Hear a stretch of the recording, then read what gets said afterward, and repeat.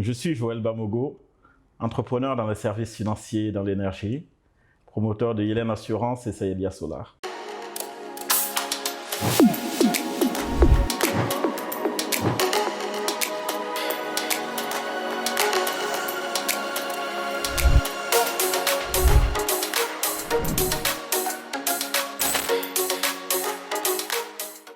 Bonjour, bienvenue à tous, vous regardez Active Africa.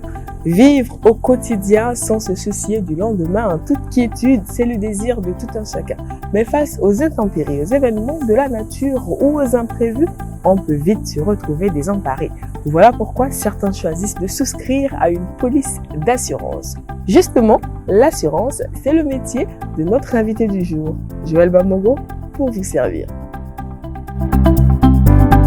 Alors donc ici, on a trois activités principales. Donc une qui est dans le secteur de l'assurance, plus spécifiquement la micro-assurance. Et donc ça, c'est Yelen Assurance.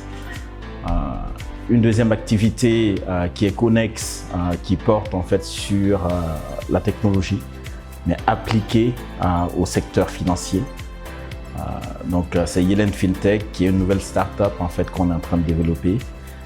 Et la troisième activité, un peu plus mature, qui est dans le secteur des énergies renouvelables, qui est Sayelia Solar. Il y a un trait commun entre toutes ces activités. Donc, dans l'assurance, on pense qu'en fait, en faisant des produits de micro-assurance, on peut accompagner le développement des populations exclues du système financier. Dans le secteur de l'énergie, dans un pays où on a besoin naturellement en fait, d'accroître et d'améliorer l'accès à l'énergie, on pense que la meilleure approche pour nous pour le faire, en fait, c'est sur le solaire. Et dans le secteur de la tech, on croit qu'il y a un besoin de digitalisation et d'amélioration en fait, de performance des entreprises en général, surtout dans le secteur financier, et on pense qu'on peut apporter des solutions. Donc spécifiquement en fait dans l'assurance, tout ce qui est en fait service pour les assureurs porte en fait dans des opportunités, je crois, qui sont exceptionnelles, surtout en fait en ce moment. Tout le secteur en fait qu'on appelle communément InsurTech, qui est le développement de nouvelles technologies pour le secteur de l'assurance, est en pleine ébullition au niveau global. Beaucoup d'opportunités pour les jeunes entrepreneurs dans ce segment-là. Et pour ceux qui veulent être à l'intérieur même en fait, de l'industrie, travailler pour les sociétés d'assurance, les profils qui sont en très forte demande et dont l'offre est très basse aujourd'hui, c'est des profils quantitatifs comme les actuaires, qui sont un peu les techniciens de l'assurance. Aujourd'hui, plus que jamais, la solution et les opportunités se trouvent dans la technologie. Et nous avons compris un profil recherché est celui d'actuaire. Une ouverture professionnelle donc pour les passionnés de chiffres. Mais actuaire, qu'est-ce que c'est exactement comme profil ? C'est celui qui s'occupe de la gestion des risques et qui s'occupe de faire la tarification du risque pour les assureurs. Concrètement, un actuaire, c'est celui qui va permettre de trouver le juste milieu entre le risque que la compagnie est en train de prendre pour couvrir et s'engager à payer les réparations pour un assuré et la compensation financière que l'assuré doit payer pour ce risque. Donc l'actuaire, c'est le spécialiste en statistiques, probabilité, calcul mathématique qui va permettre en fait de trouver le bon milieu financier entre l'engagement de l'assureur et l'engagement de l'assuré. Le parcours, il est assez classique. C'est faire un bac scientifique. Après le bac scientifique, donc bac scientifique dans notre environnement, ça va être un bac C, D ou E, donc à forte dominance mathématique ou physique. Puis à l'université, faire une prépa, donc une classe préparatoire de 2 ans, ou faire une licence de mathématiques, informatique ou de physique, ou d'économie. puis accéder à une grande école d'ingénieurs, donc grande école pas par la taille mais par l'intitulé, d'ingénieurs généralistes ou spécialisés en mathématiques appliquées et modélisation, ou une école d'actuariat qui ne propose que cela comme formation. Mais globalement, tout bon statisticien qui a un master 2 de statistique peut se spécialiser dans l'actuariat en ayant fait des biostatistiques ou des statistiques économiques ou un master de probabilité. Ça peut être une spécialisation par la suite. À défaut donc d'entreprendre, il est possible d'acquérir les compétences nécessaires à la performance et à l'efficacité de l'entreprise selon son secteur. Car la mise en place de certaines catégories d'entreprises demande d'y être préparé.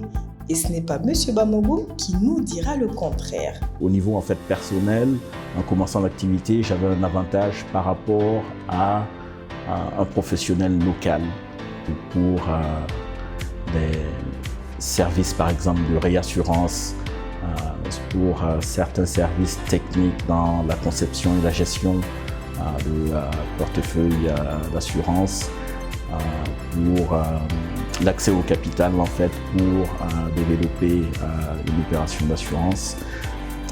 Mais en même temps, il y a l'autre facette où j'ai clairement pas en fait l'avantage, c'est que toutes ces activités-là en fait reposent sur des hommes. C'est les hommes en fait qui prennent toutes les décisions, qui font des transactions. Et quand on a quitté en fait le pays pendant 20 ans et qu'on a perdu un peu en fait la connexion avec les hommes, ça prend du temps en fait à reconstruire. Et pour un entrepreneur local, bon, ben, naturellement c'est beaucoup plus facile. Mettre en place une société d'assurance, déjà tout commence un peu en fait par identifier un segment de marché où on peut apporter en fait une solution d'assurance appropriée. Donc dans le cas de Yellen Assurance, on s'est dit que dans un pays où plus de 95% des gens n'ont pas d'assurance santé,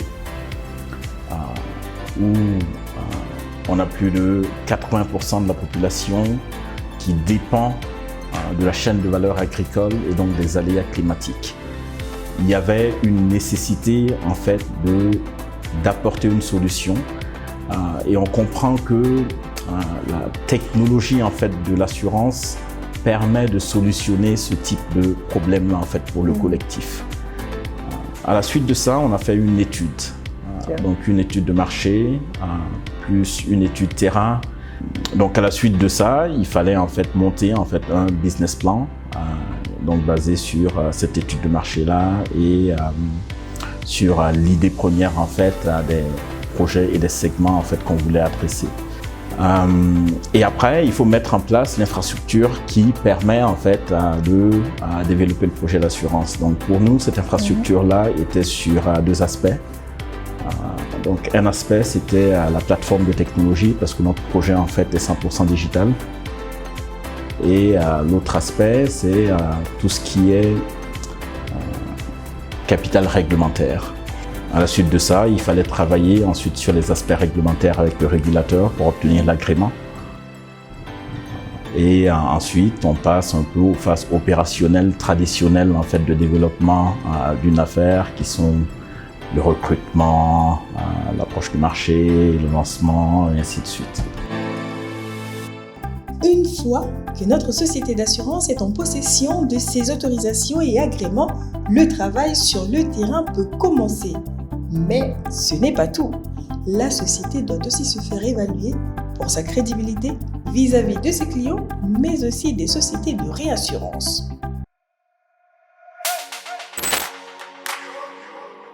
Aujourd'hui, toute compagnie, tout réassureur souhaite travailler avec des compagnies d'assurance qui sont bien sûr notées. Pourquoi ? pour s'assurer de la crédibilité, de la qualité de l'information financière. Il y a une méthodologie axée sur des facteurs quantitatifs et des facteurs qualitatifs. Concernant les facteurs qualitatifs, l'on peut citer les parts de marché, la gouvernance de la structure, la diversité des produits qu'offre la compagnie d'assurance, la qualité bien sûr de son management, bien sûr qui rejoint un peu la gouvernance, et également ses parts de marché. En termes de ratio, en termes d'éléments qualitatifs, on traitera sur bien sûr la liquidité des actifs, la qualité bien sûr des fonds propres, l'appétence au risque de la compagnie d'assurance et bien sûr tout ce qui concerne également la gestion des risques et tout ce qui est en lien avec le stress test de cette compagnie-là. Nous analysons la qualité de signature des compagnies d'assurance en fonction de leur environnement intrinsèque. Une entité est bien sûr performante, peut être performante dans son environnement et l'appréciation n'est pas la même avec une entité qui est basée en Europe, tout simplement parce que les facteurs géographiques, les facteurs sociaux sont différents. Selon donc que l'on se trouve en Amérique, en Europe ou en Afrique, les considérations évoluent et les impacts diffèrent. Est-ce pour cette raison que M. Bamogo a choisi de laisser son empreinte dans son pays? À la suite de mon bac, j'ai fait les classes préparatoires aux grandes écoles. Donc c'est les programmes de mathématiques supérieures spéciales pour les écoles d'ingénieurs françaises. Et après, donc, j'ai fait un cycle d'ingénieur à l'École centrale de Paris. J'ai commencé ma carrière en fait tout de suite après ce cycle d'ingénieur-là. J'étais initialement dans la technologie appliquée à la prospection pétrolière aux États-Unis.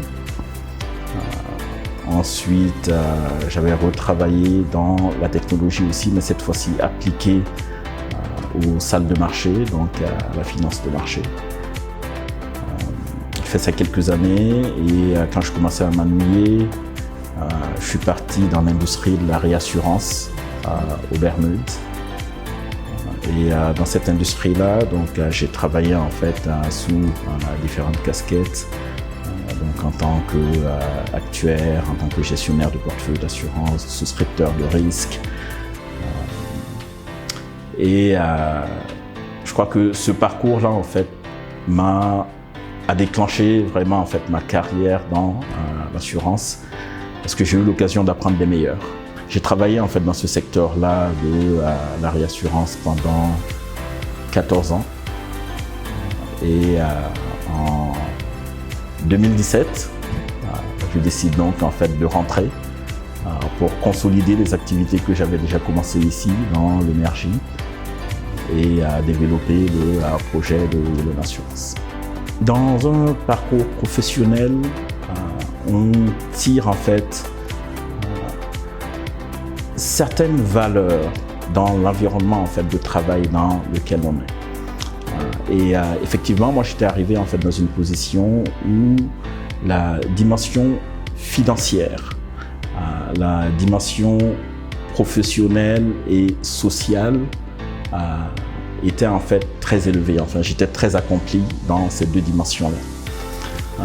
Par contre, j'ai toujours pensé, j'ai toujours cru que ma dimension de contribution sociale en étant en fait dans cette industrie-là était plutôt faible et que je pouvais contribuer socialement de manière beaucoup plus tangible en étant au Burkina. Quand on est resté à l'étranger en fait suffisamment longtemps, quand on a une famille, on se dit toujours que on aimerait que nos enfants reconnectent avec notre culture, avec nos racines. Et l'un des meilleurs moyens de le faire, en fait, c'est qu'ils vivent localement où on veut en fait qu'ils aient cette exposition-là. Je n'encourage pas nécessairement en fait les Burkinabés de la diaspora à se lancer dans une activité en fait entrepreneuriale au pays si ça ne leur convient pas. Je ne les encourage pas non plus à rester dans la diaspora s'ils ont un appel en fait du pays et que dans la diaspora il y a certaines choses qui ne leur conviennent pas. Mais j'encourage plutôt en fait tout le monde à déterminer quel est dans le fond en fait les valeurs qui le drive, je veux dire, et vivre sa vie en fait en alignement avec ça, parce que bon, c'est en ce moment en fait qu'on s'accomplit. Mettre son expérience au service de son entreprise, voilà une formule qui marche. En tout cas, c'est le cas pour Joël Bamogo. On arrive à la fin de ce numéro d'Active Africa et on se rend compte qu'il est possible de s'inviter dans un secteur même concurrentiel, là où on a le sentiment que le monopole est déjà acquis pour certains. On se dit à très vite dans un prochain numéro d'Active Africa. Au revoir.